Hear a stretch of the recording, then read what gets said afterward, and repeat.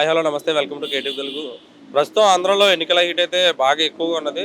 షర్మిల కూడా కాంగ్రెస్లో జాయిన్ అవ్వడం, అది కూడా ఆంధ్రాలో కీలకమైన పదవులు వచ్చే అవకాశం ఉన్నందున అసలు ఓట్లు ఎవరికి చీలుతాయి, ఎవరికి గడ్డిపడే అవకాశం ఉంది, ఇదంతా ఒకసారి మనం ప్రజలను అడిగి తెలుసుకుందాం. షర్మిల జాయిన్ అవ్వడం వల్ల పార్టీలు ఎవరికి లాస్ ఉండొచ్చు అనుకుంటున్నాం? ఆ, ఏపీలో ఇప్పుడు షర్మిల కాంగ్రెస్లోకి జాయిన్ అవ్వడం వల్ల జగన్కి ఎఫెక్ట్ అవుతుంది. అక్కడ జగన్ అంటే వైఎస్ఆర్ పార్టీ, మళ్ళీ వైఎస్ఆర్ పార్టీ నుంచి కాంగ్రెస్లోకి కొంతమంది మూవ్ అవుతుంటారు.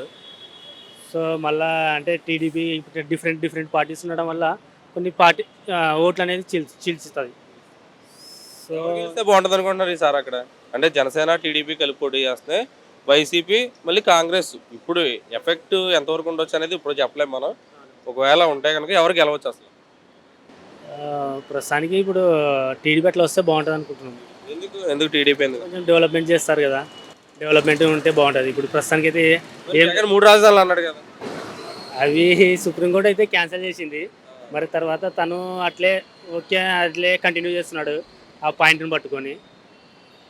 ఇంకా ఫైనల్గా నెక్స్ట్ పార్టీ చేంజ్ అయితే మళ్ళీ వచ్చే సీఎం మరి మరి సంక్షేమ పథకాలు తీసుకున్న వాళ్ళందరూ కూడా జగన్ కొట్టేయాలనుకుంటారు కదా. అమ్మఒడి కానీ, వసతి దీవెన కానీ, లేకపోతే ఇంకా ఇలా చాలా ఉన్నాయి కదా. మెయిన్గా ఎంప్లాయ్మెంట్ అనేది లేదు.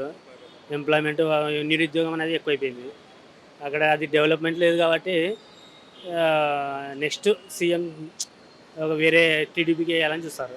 లాస్ట్ టైం దేనికి వేశారు మీరు? నేను వైఎస్ఆర్కి వేసాను.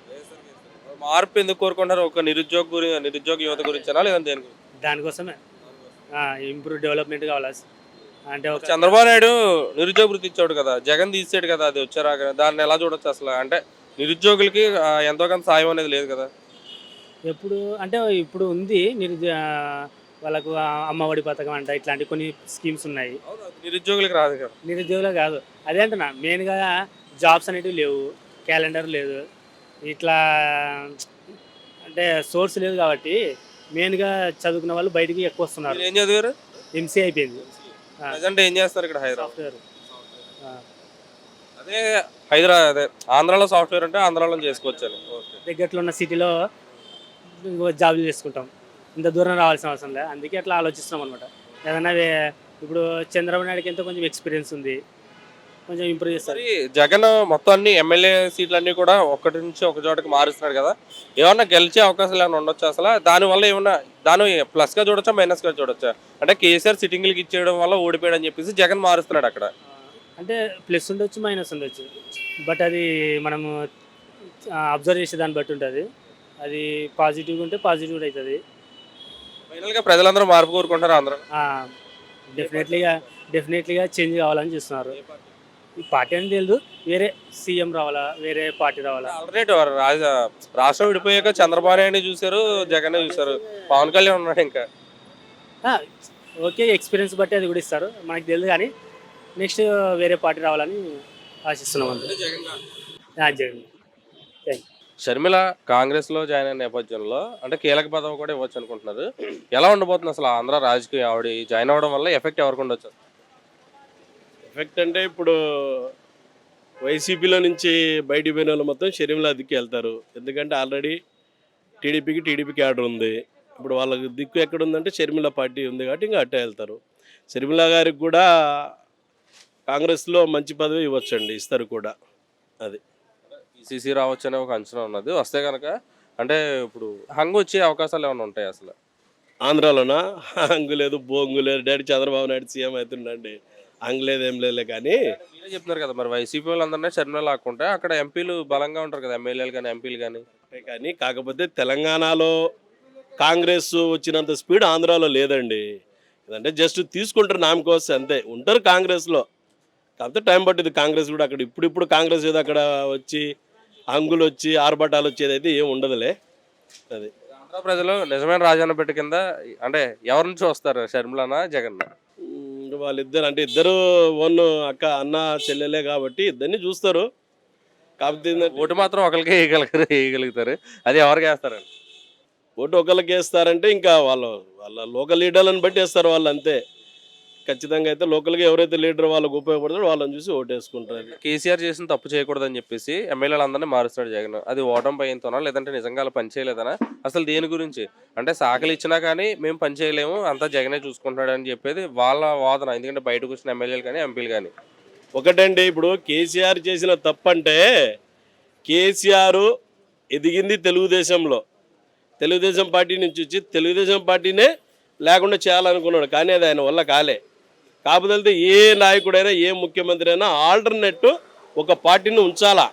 మొత్తానికే భూస్థాపం చేసి ఇదిగో కేసీఆర్ పదిన గట్టే అక్కడ కూడా పడుతుంది ఎవరికైనా కానీ. అది జగన్ భూస్థాపితం అయ్యే అవకాశాలు ఏమైనా ఉన్నాయి అక్కడ? లేదంటే ఎలా ఉండొచ్చు? అసలు ఎన్ని సీట్లు వస్తాయి? సీట్లు అది మనం చెప్పలేంలే కానీ అన్న, ఖచ్చితంగా అయితే తెలుగుదేశం పార్టీ గవర్నమెంట్ ఫామ్లోకి వస్తుంది. అక్కడ పవన్ కళ్యాణ్ గారు, చంద్రబాబు నాయుడు గారు ఇద్దరు కలిసి మంచి మెజార్టీతో రేపు ఆంధ్రప్రదేశ్లో గవర్నమెంట్ వస్తుంది. సీట్ల సర్దుబాటులో గొడవలు ఉన్నాయనుకుంటున్నారా టీడీపీ కానీ జనసేనకు కానీ? ఏం అట్టటి ఏం లేవు. బాబు గారు చెప్పింది పవన్ కళ్యాణ్ గారు వింటారు, పవన్ కళ్యాణ్ గారు చెప్పింది బాబు గారు కూడా వింటారు. ఇద్దరు కలిసే ఖచ్చితంగా వెళ్తారు. 100కి 100%. నాకు తెలిసి అయితే ఒక 120 నుంచి 130 సీట్లు పైచిల్కే రాబోతున్నాయండి. సీఎం అభ్యర్థి ఎవరు?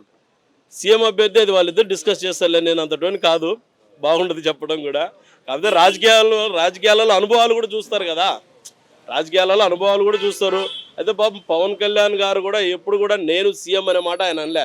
ఏదైనా జగన్మోహన్ రెడ్డి దిగిపోవాలా, తెలుగుదేశం పార్టీ మన ఇద్దరు పొత్తు మీద గవర్నమెంట్ రావాలా, మనము జనాలకు సేవ చేయాలని చెప్తున్నాడే కానీ నేను ముఖ్యమంత్రిని ఆయన ఏ రోజు చెప్పలేదు పవన్ కళ్యాణ్ గారు. అలా అని చెప్పి చంద్రబాబు నాయుడు గారు నేనే ముఖ్యమంత్రిని ఆయన కూడా అనలేదు. మేము ఇద్దరం కలిసి ఈ గవర్నమెంట్ని తరిమేద్దామని చెప్పని ఒక దీంతో ముందుకెళ్తున్నారు. మరి ఇప్పుడు వరకు ప్రవేశపెట్టిన సంక్షేమ పథకాలు జగన్ ప్రవేశపెట్టినాయి. సంక్రాంతి నుంచి కూడా ఒక వార్త వినిపిస్తుంది, మహిళలందరికీ కూడా ఉచిత బస్సు అని చెప్పేసి. ఇవన్నీ అధికారంలోకి రావడం కోసం ప్రకటిస్తున్నారని చెప్పొచ్చు. అయితే నిన్న ఉదాహరణ తెలంగాణలో ఒక 2 నిమిషాలు, తెలంగాణలో 6 పథకాలు పెట్టారు గవర్నమెంట్. ఒక్కొక్క వార్డ్ ఆఫీసులో కొన్ని లక్షల అప్లికేషన్లు వచ్చినాయి, మేము లైవ్ చూసాము. ఎందుకు వచ్చినాయి అంటే టీఆర్ఎస్ గవర్నమెంట్లో వాళ్ళకే సరిపోయింది. అది మిగతా చిన్న చిన్న కార్యకర్తలకు కానివ్వండి, పేద ప్రజలకు ఏం రాలేదు. అదే రేపు ఆంధ్రప్రదేశ్లో కూడా ఆయన ఏదో నేను బటన్ నొక్కుతున్నా అంటున్నాడు. ఆడ ఏం జరగదు. ఖచ్చితంగా 100కి 100%, 120 నుంచి 130 పై చిలుకు సీట్లతోటి తెలుగుదేశం పార్టీ, జనసేన పార్టీ ఆంధ్రప్రదేశ్లో గెలుస్తుంది. షర్మిలకి ఎన్ని రావచ్చు సీట్? పాపం ఇప్పుడే కదండి షర్మిలక్క గారు వచ్చారు, ఆమెకి ఎన్ని సీట్లు వస్తాయని మనం ఎట్లా, కనీసం ఎవరో 10 మంది అన్న ఎమ్మెల్యేలు ఉంటే 10 మంది వస్తలేని మనం చెప్పొచ్చు. ఇంతవరకు అక్కడ ఏమో అంటే ఇప్పుడు బయటకు వచ్చే వాళ్ళు కాంగ్రెస్ లో జాయిన్ అయ్యే అవకాశం ఉంటుంది. వైసీపీ నుంచి చాలా మంది బయటకు వస్తున్నారు. వాళ్ళు ఇంకా ఎటు వెళ్ళాలి అంటే టీడీపీ వైపా, జనసేన వైపా, లేదా కాంగ్రెస్ వైపా? నేనేమనుకున్నాను, నాకున్న అవగాహన ప్రకారం, నాకున్న ఇది ప్రకారము ఏ నాయకుడైనా కూడా ఎదగాలని ఉంటాడు. ఇప్పుడు నాకు నేను ఒక ఎమ్మెల్యే, నాకు ఎమ్మెల్యే సీటు లేదనుకోండి. ఇప్పుడు షర్మిలక్క గారు వచ్చారు, పార్టీ పెట్టినారు. ఆమె అక్కడ ఏముంది, ఆమె పాపం వాళ్ళు పోవాలనుకోవడానికి కూడా అక్కడ ఏం లేదు. ఇప్పుడు ఆమె ముఖ్యమంత్రి గవర్నమెంట్ పొజిషన్ కాదు. ఇప్పుడు నేను మళ్ళా నా వర్కులు చేసుకోవాలా, నేను జనాలలో ఉండాలంటే ఏ పార్టీ అధికారంలో వస్తుందంటే దానికి నేను సపోర్ట్ చేయాల్సి వస్తుంది కదా, ఆ పార్టీలోకి వెళ్ళాలి. ఇప్పుడు అలాగా టీడీపీ గెలుస్తుందని చెప్తున్నారు, టీడీపీలోకి వస్తారని చెప్తున్నారు. ఇప్పుడున్న లోపల కుమ్ములాటలే కేసీఆర్ నాని బయటకు రావడం చూసాం నిన్న కాక మొన్న ఎంపీ నుంచి. అంత బలమైన నాయకుడిని టీడీపీ వదులుకుంది కదా, మరి దానికి ఏమంటారు అసలు? ఏమండి, కేసినేని నాని అది వాళ్ళ బ్రదర్స్ గొడవ అండి, పార్టీకి సంబంధం లేదు. అది వాళ్ళిద్దరు అన్నదమ్ముల గొడవ, అది పార్టీకి ఎటువంటి సంబంధం లేదు. బాబు గారు అనేమి నువ్వు పోనేం చెప్పలేదు. వాళ్ళిద్దరు కుమ్ముకొని పార్టీని లాస్ చేస్తుంటే మరి ఒక్క నిమిషం, ప్రాధాన్యం తగ్గిస్తున్నందుకే నేను బయట కాదు వాళ్ళిద్దరు కుమ్ముకొని ఇద్దరు గొడవపడి బాబు గారి మీద పెడితే ఎట్లయిద్దండి చెప్పండి. ఇప్పుడు వాళ్ళిద్దరు అంతర్గత గొడవలు అవి వాళ్ళిద్దరు చూసుకోవాలా. అధిష్టానం ఏమన్నా నువ్వు వెళ్ళిపోని నీకేమైనా షేకోజీ నోటీస్ ఏమైనా ఇచ్చిందా? ఏం లేదు కదా. నువ్వే నేను వెళ్ళిపోతున్నానంటే నేను వెళ్ళిపోయినా అంతే. నువ్వు ఎవరైతే బదిలీ ఆయన ప్రెస్ నోట్ వదిలేరు కేసీఆర్ నాని గారు. పార్టీలో నా అవసరం తీరిపోయిందని అనుకుంటున్నాను, నాకు ప్రాధాన్యం ఇవ్వట్లేదు, నాకు ఇవ్వాల్సిన ప్రాధాన్యం ఇవ్వట్లేదు లోక్సభ ఎంపీగా. ఆ ప్రాధాన్యం ఇవ్వకుండా ఆయన ఎంపీ అయినాడా అండి? ఇప్పుడు ఇవ్వట్లేదు, అది తప్పది. వాళ్ళ బ్రదర్స్ గొడవ, అది పార్టీకి ఎటువంటి సంబంధం లేదు. అది బాబు గారు కూడా వాళ్ళిద్దరు అన్నదమ్ముల గొడవ, అది అంతే. అది వాళ్ళిద్దరు చూసుకోవాలా. ఒకవేళ విజయవాడలో టీడీపీ రెబల్ అభ్యర్థిగా కేసీఆర్ నాని పోటీ చేసినా, లేదంటే చిన్ని టీడీపీ నుంచి టికెట్ తీసుకుని పోటీ చేసినా ఎవరు గెలిచే అవకాశం ఉండొచ్చు అనుకుంటా? టీడీపీ నుంచి ఎవరు సీటు తెచ్చుకుంటారో వాళ్ళు గెలుస్తారు. లేదా ఓట్లు చీలిపోయి వైసీపీ కానీ వచ్చే అవకాశాలు? టీడీపీ రెబల్ వేసినా కూడా ఏడైతే ఏమండి, ఒక పార్టీ సింబల్ మీదే గెలుస్తారు ఎవరైనా కూడా. నా దగ్గర డబ్బు ఉందిలే నేను పోతాలంటే జనాలు ఇవాళ రేపు వాళ్ళకు తెలుసు ఎవరిని ఎట్లా ఏం చేయాలనేది. ఖచ్చితంగా తెలుగుదేశం పార్టీ తరపు నుంచి ఎవరు నిలబడతారో వాళ్ళే గెలుస్తారు, అందులో డౌట్ అయితే లేదు. Thank you. Please subscribe to Please subscribe to KTV Telugu. KTV Telugu. KTV Telugu. KTV Telugu. KTV Telugu channel.